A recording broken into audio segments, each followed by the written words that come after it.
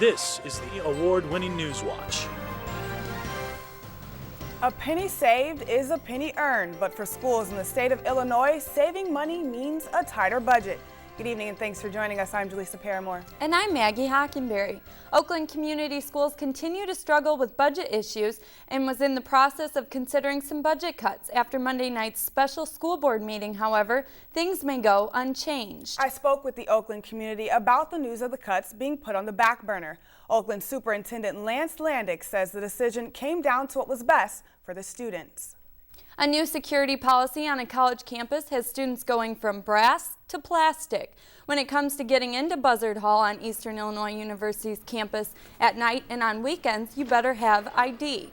Director of the Instructional Technology Center, Dr. Tom Grissom, says safety of the students was the driving force behind this project. It's allowing all the other doors to remain secure. I mean, there's a number of doors within this building here if you walk around the perimeter, and they may be in one area of the building, and not know what's going on. So having that one main access, again, it increases the safety a little bit.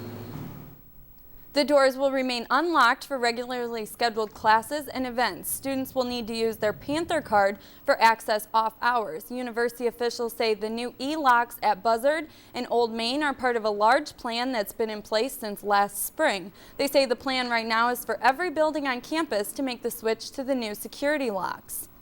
Take a look at this man. Coles County authorities are looking for him. The Mattoon Police says 35-year-old Billy Dunlap is currently on parole from the Illinois Department of Justice and is believed to be involved in drug activity. Police say he may be living in Charleston, but also visits Mattoon. If you know where Dunlap might be, contact the Mattoon Police Department or Crime Stoppers.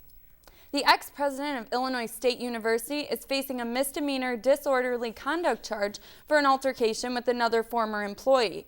The McLean County State's Attorney Office says Timothy Flanagan was charged today, days after he resigned his post at the Normal School. Flanagan resigned Saturday following an investigation after a former grounds crew employee accused him of assault during an argument about the care of the president's lawn. Flanagan is set to appear in court April 23rd. The numbers are in. The Illinois State Police are releasing arrest figures following this year's unofficial St. Patrick's Day in Champaign. Unofficial is a weekend-long party that draws thousands of students to the University of Illinois. During this year's event, March 7th, the Champaign Police Department and the Illinois State Police had extra patrols. The Illinois State Police issued 62 citations, which included violations of possession, underage drinking, and open liquor. In tonight's Health Watch, the open enrollment for Obamacare ends in 1 week, but some Americans may get some extra time to finish their applications. Administration officials say the March 31st deadline will not be pushed back, but those who start their application before the end of the month may receive extra time if they have trouble. Americans who don't have health insurance this year will face a penalty. Many Illinois residents with flood insurance through the National Flood Insurance Program are about to see a large spike in their premiums. Under federal legislation signed into law last week, thousands of policyholders under the NFIP will see their rates jump by as much as 25% in the next year. Officials say nearly 49,000 Illinois policies are enrolled in the program, and roughly half of them will see their premiums rise. They say high insurance prices may make it more difficult for property owners in floodplains to sell their homes. No flooding issues today, but we did see snow showers this afternoon. That's right, some rain may also be on its way. Jessica Dixon will return with your full Sky Watch forecast next. Finally, on this Tuesday, it's a rare problem for one central Nebraska shelter trying to communicate with two deaf dogs. For one pit bull mix, that means learning sign language. That's right, signing. Sarah Kirkley has the story. Now sit. Good girl. One sign at a time. And we'll go outside. 4-year-old Rosie is learning to connect. It's the only way to communicate with her. Good girl. Animal advocates say that impairment could increase a deaf dog's odds of having a tough life. They could be set up for abuse or neglect because they don't know how to interact, and if they do interact, it's not appropriate.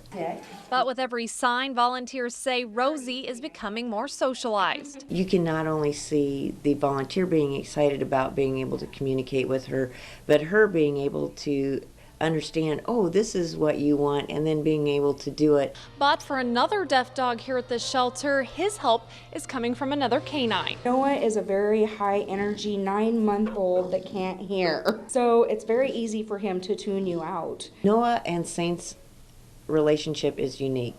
They don't get along with anybody but each other. The two are separated right now as Saint recovers from being neutered. But when it comes to finding them a home, the shelter wants them together. It's going to be behaviorally and emotionally a lot more stable for both of them to have each other to learn off of. And when they do learn to interact, volunteer Tracy Pifley says their owners will have something special. I think they're more sensitive to how you are feeling. A lot of people don't know they have a deaf dog. When they figure it out, all of a sudden you find out you have this really amazing animal. Well, speaking of dogs, today was not the day to take yours for a walk. It was too chilly. No, it's too chilly, and that snowfall that we had earlier today definitely wouldn't have taken my dog for a walk. But looking ahead to what we can expect for tomorrow, that cold weather will continue on as daytime highs only get to about 44 degrees. And then some rain showers are going to move in the overnight hours for Wednesday night, and we'll see that period of rain continue on for the day on Thursday. And into Thursday night, we could even hear some rumbles of thunder and see some strikes of lightning for Thursday afternoon into the evening time. But looking ahead to the weekend, daytime highs will rise back into the upper 50s. And then for Sunday, we're even going to see a daytime high of about 63 degrees under mostly sunny skies. So if you're expecting to walk your dog at any time, I would say Sunday would be your best bet. So we're finally starting to see a little bit of spring by this weekend. A little bit of spring for the weekend. Sorry it wasn't here today. Okay, well, thanks, Jessica.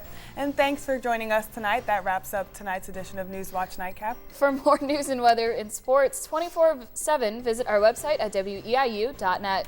And don't forget to be watching tonight at 7 for the premiere of Illinois Skies. Have a good night, and we'll see you again tomorrow on the area's only local newscast on PBS.